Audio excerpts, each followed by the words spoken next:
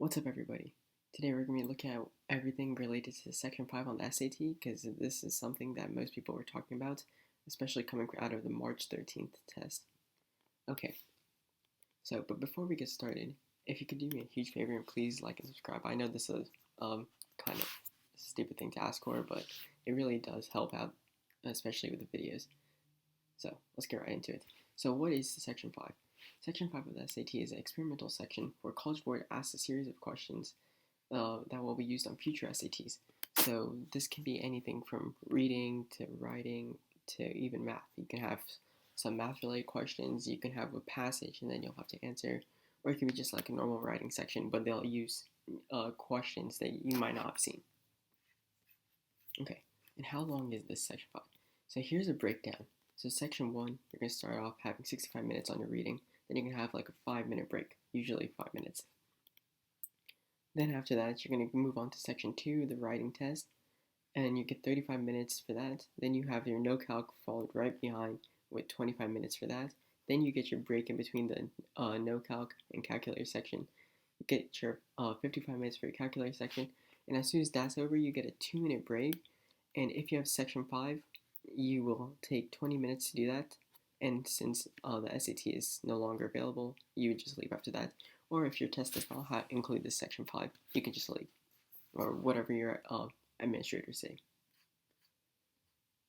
Okay, and will it impact my score? So we really don't know much about this Section 5, as College Board really hasn't released anything, no practice materials, nothing for the Section 5.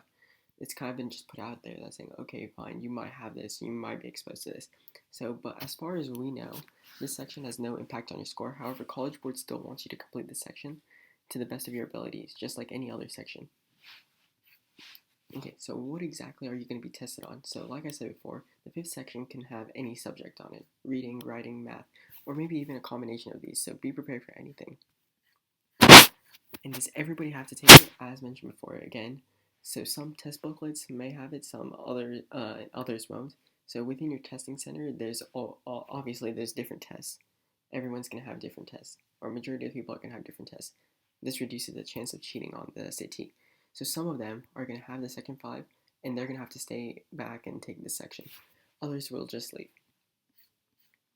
Okay, and how do I prepare for this section? So really, in short, there is no other way to prepare specifically for this section, as there's no practice materials or study materials that I'm aware of. So just study like normal. Doing whatever you're doing, either Khan Academy, Black Book, or College Panda, just like how you prepare for any other section on the SAT. Cut. Other tips. So don't be scared if you see this section on SAT, as if you're prepared for the other sections, you're definitely going to do fine on this.